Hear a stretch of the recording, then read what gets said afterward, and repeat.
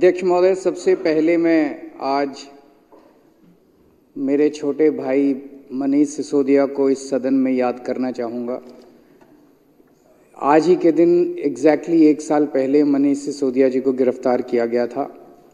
मेरे बगल में बैठा करते थे यहाँ पे, और बिल्कुल झूठा केस है, लेकिन हम इस वक्त उनका दुख नहीं मनाएंगे, हमें उन पे गर्व है।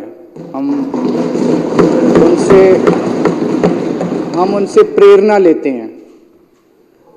उन्होंने देश के लिए बहुत बड़ा काम किया है।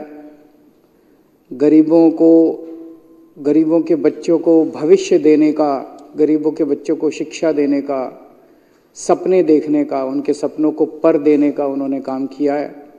75 साल में जो सारी सरकारें, कोई सरकार नहीं कर पाई, वो काम उन्होंने किया है। तो जाहिर तौर पे इस दुनिया के अंदर इतिहास गवाह है कि जब जब इस किस्म के लोग आते हैं और व्यवस्था को ललकारते हैं तो उनके साथ इस तरह का अन्याय होता है।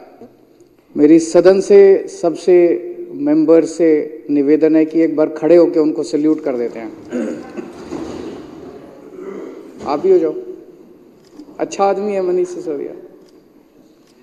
Thank you.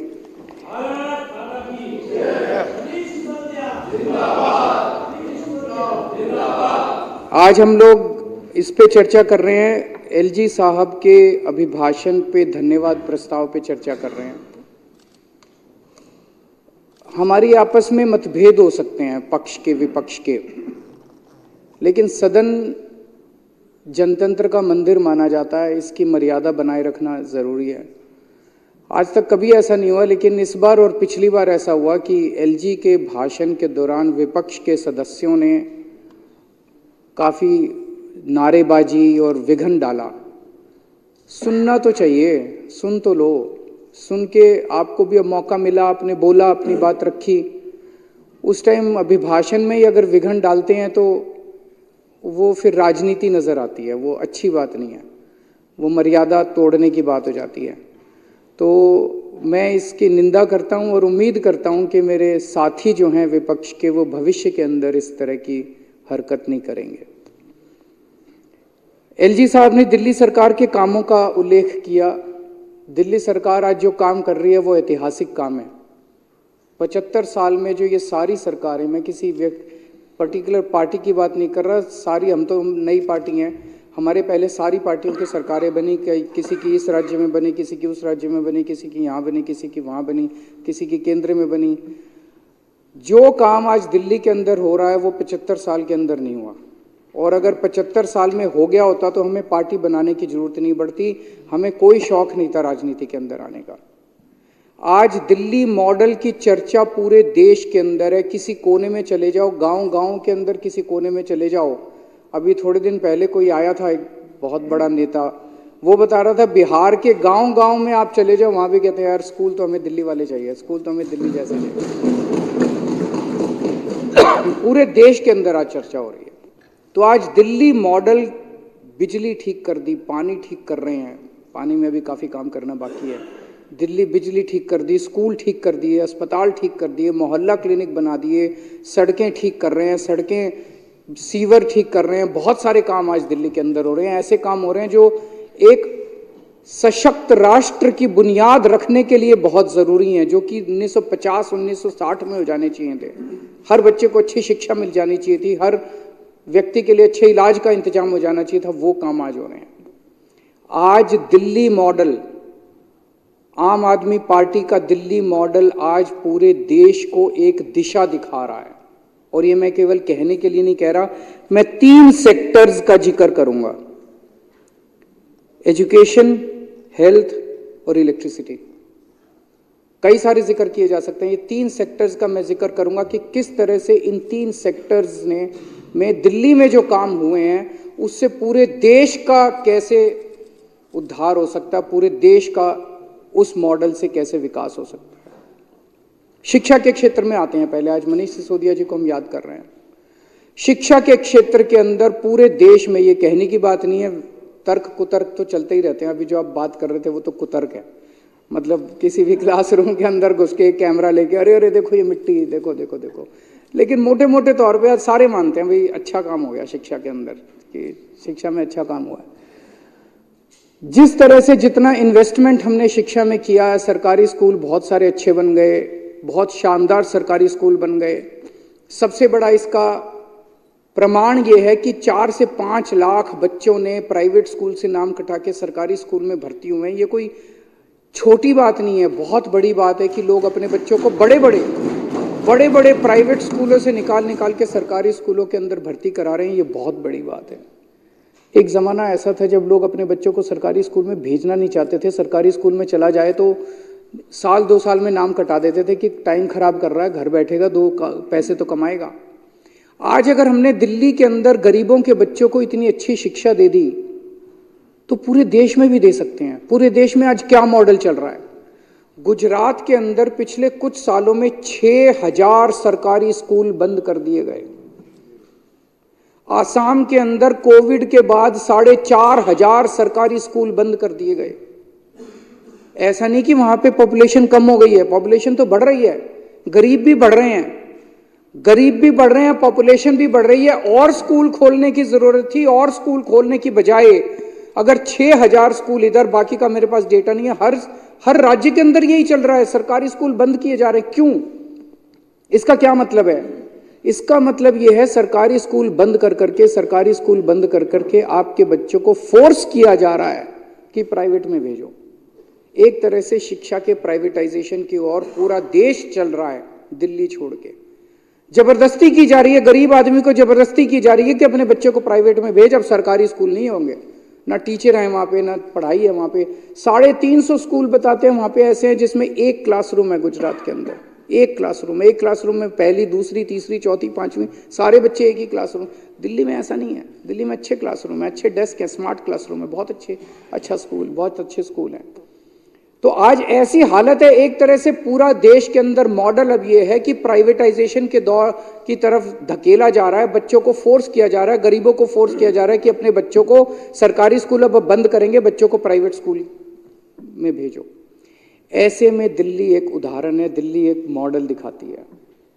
अध्यक्ष महोदय, मैंने कैलकुलेशन करी है, हमने दिल्ली में जितने शानदार स्कूल बनाए, देश में 10 लाख सरकारी स्कूल हैं जिनमें 17 करोड़ बच्चे पढ़ते हैं। 5 लाख करोड़ रुपए के अंदर देश के सारे सरकारी स्कूल शानदार बनाए जा सकते हैं। मात्र 5 लाख करोड़ के अंदर।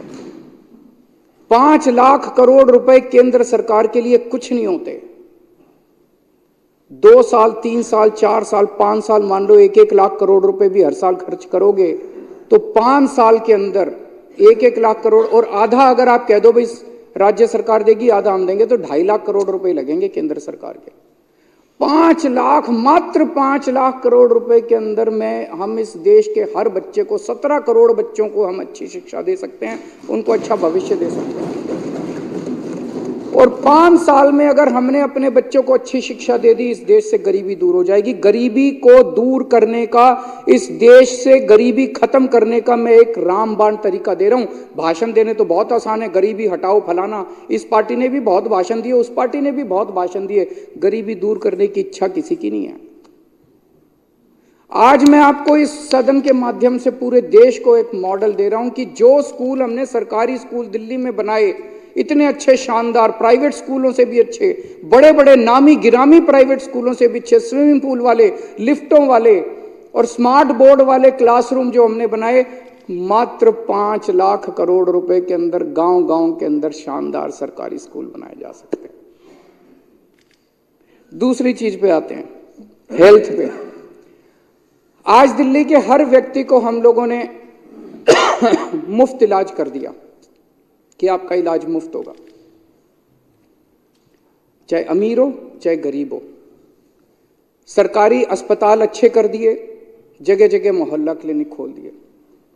मुझे ये बात कहते हुए बड़ा दुख है कि इनकी पार्टी ने उन अस्पतालों का बेड़ा गर्क करने में कोई कसर नहीं छोड़ी पिछले 2 साल के अंदर।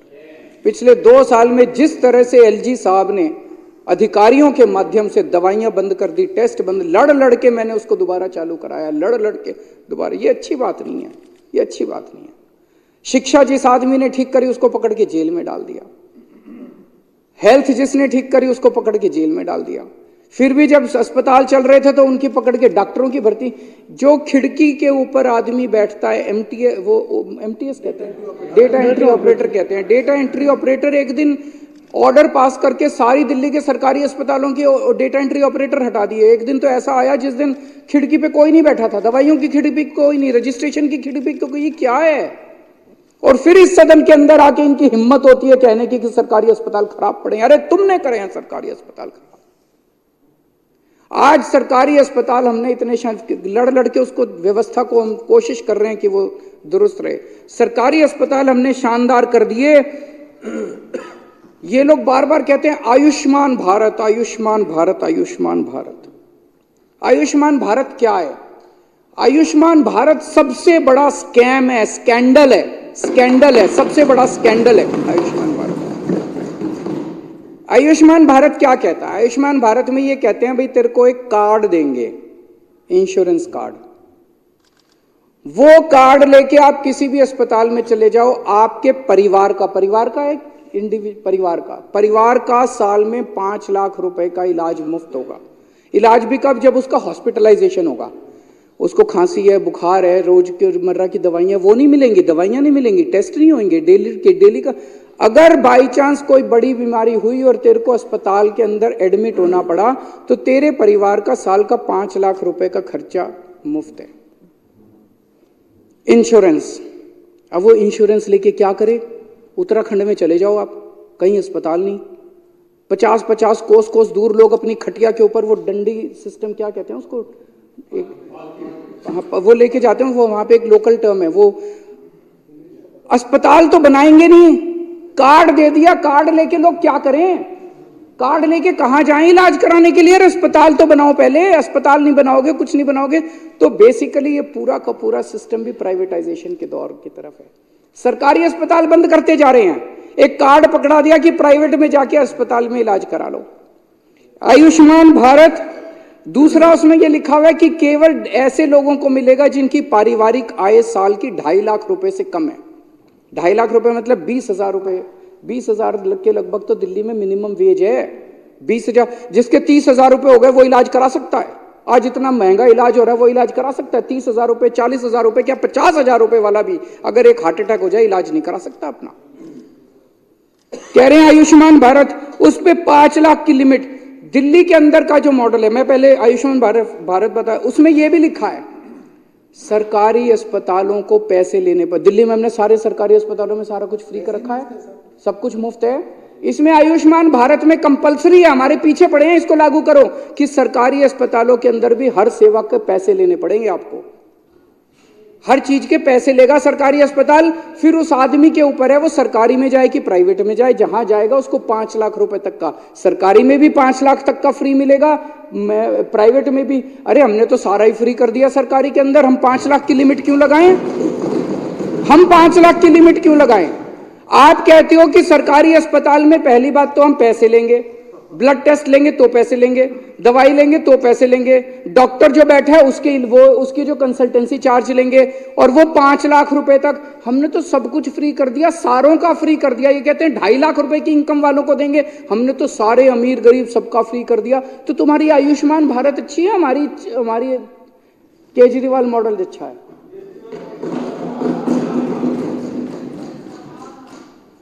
अच्छा एक चीज बताओ, अगर इनकी आयुष्मान भारत अच्छी है, जीटीबी अस्पताल में अभी चले जाओ, बॉर्डर पे है दिल्ली और गाजियाबाद के बॉर्डर, जीटीबी अस्पताल में 80% पेशेंट यूपी के आ रहे हैं। यूपी के अंदर तो आयुष्मान भारत लागू है पिछले 4 साल से, फिर यूपी वाले इधर क्यों आ रहे हैं इलाज कराने के लिए?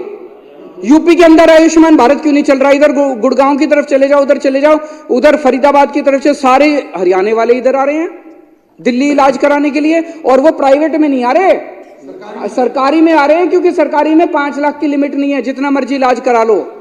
अरे पूरे देश का बोझ उठा रखा आज दिल्ली वालों ने, दिल्ली के लोगों ने। ये बेचारे नजफगढ़ के अंदर वो पूरे हरियाणा के लोग हैं भैया, सारे हरियाणा के लोग नजफगढ़ के अंदर, हरियाणा वाले। अरे आयुष्मान भारत लागू है, वो इधर क्यों आ रहे हैं फिर इलाज कराने के लिए?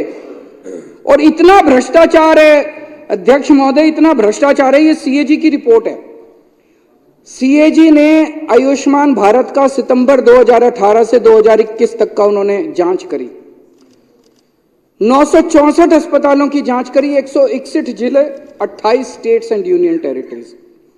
उसमें उन्होंने पाया 2 लाख से ज्यादा ऐसे लोग थे जिनका date of discharge date of surgery के पहले था, मतलब वो अस्पताल से डिस्चार्ज हो गया, सर्जरी बाद में हुई है, अस्पताल से डिस्चार्ज हो गया, सर्जरी बाद में हुई है, तो फेक केस थे। 46,000 केस ऐसे निकले जिसमें डिस्चार्ज की डेट एडमिशन की डेट से पहले थी, मतलब आदमी डिस्चार्ज पहले हो गया, एडमिशन बाद में हुआ। 2 लाख से ज्यादा केस ऐसे निकले जो मरे हुए लोगों के थे।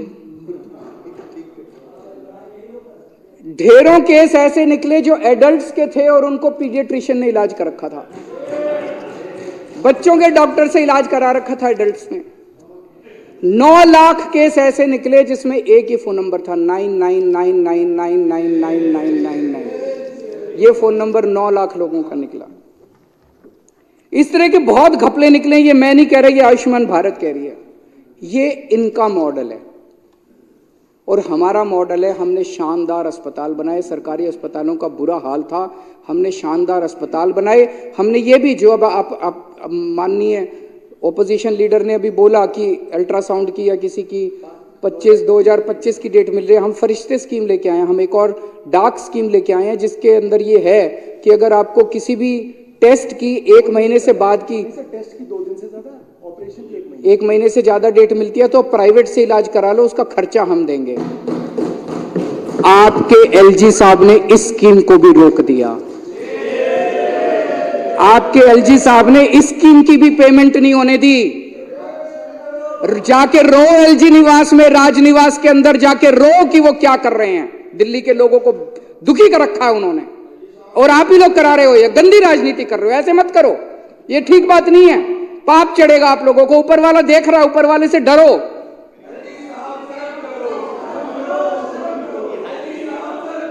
अब हमारा मॉडल है, हमारा मॉडल है गली गली के अंदर मोहल्ला क्लिनिक खोलेंगे, गली गली के अंदर सबको दवाइयां फ्री देंगे, किसी को छोटी मोटी बीमारी है उसको दूर जाने की जरूरत नहीं है। दूसरा मॉडल है, हम बड़े बड़े अस्पताल शानदार बनाएंगे, किसी को फोर्टिस, मैक्स, अपोलो क्यों जाना पड़े। हम ऐसे अस्पताल बनाएंगे, हमारे वाले ही फोर्टिस जैसे लगेंगे, हमारे वाले ही मैक्स जैसे लगेंगे दिल्ली सरकार के अस्पताल। हमने इतने शानदार अस्पताल बना दिए। पूरे देश के अंदर शानदार अस्पताल और गांव-गांव के अंदर मोहल्ला क्लिनिक खोलने के लिए मात्र 5 लाख करोड़ रुपए का खर्चा है। मैंने सारा कैलकुलेट कर लिया।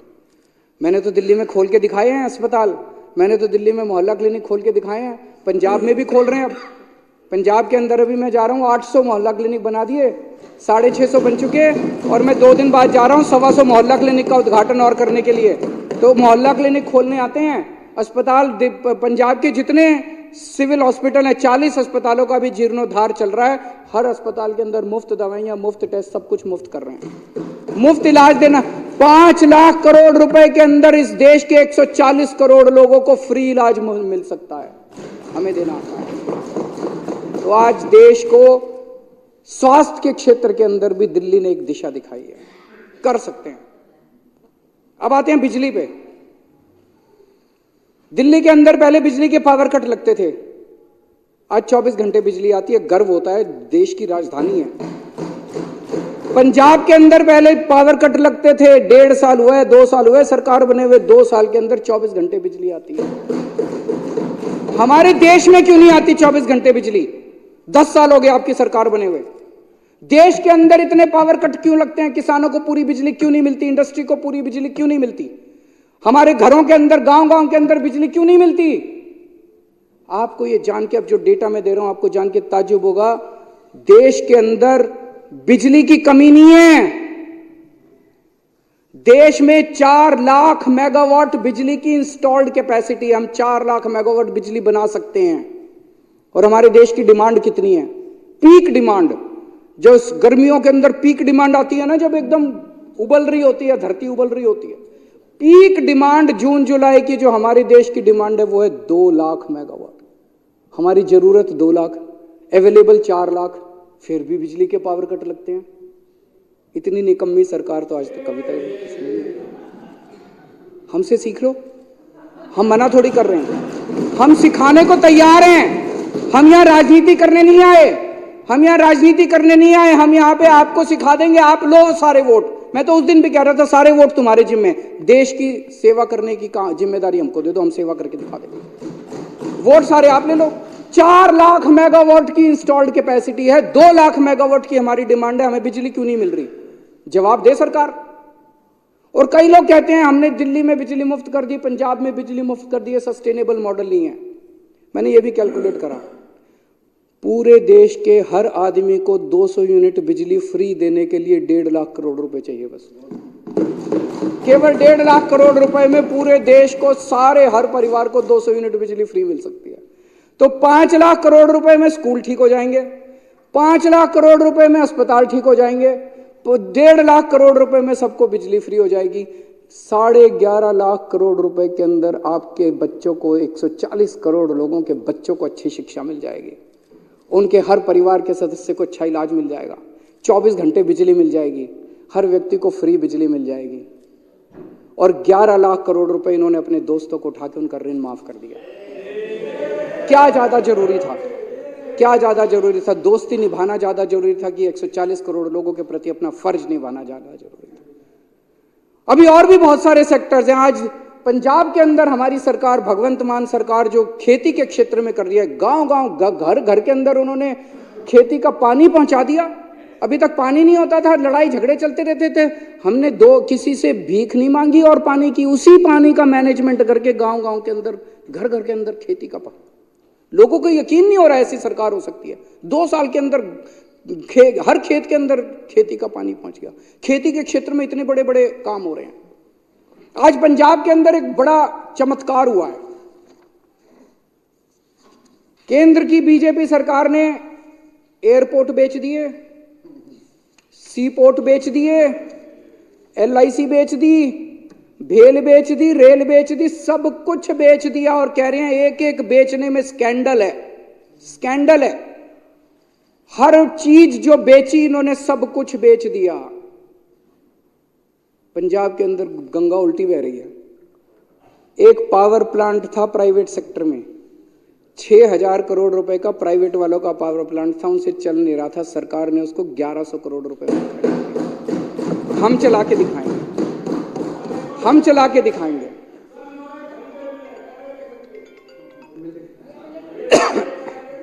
तो आज पूरे देश को एक तरह से आम आदमी पार्टी का जो दिल्ली और पंजाब का मॉडल है वो दिशा दे रहा है। ये बहुत अच्छी बात है। दुख बस इस बात का है कि हमारे कामों को रोकने की पूरी कोशिश की जा रही है। हमने तो कभी किसी से दुश्मनी की नहीं है, हम तो हाथ जोड़ के चलते हैं। हमें क्या लेना देना, राजनीति करनी हमें आती नहीं है। तो हमारा यही है, हमें भी काम करने दो, आप भी काम करो, आपको हम सिखाएंगे, आप सारे वोट आप लो, हमसे काम सीखो, आप करो काम, हमें कोई दिक्कत नहीं है। ये वाली पार्टी भी हमसे सीख ले, वो वाली पार्टी भी हमसे सीख ले, हमें कोई। तो मैं धन्यवाद प्रस्ताव का समर्थन करता हूँ। For more of such videos, do like, share and subscribe to ET Now Swadesh.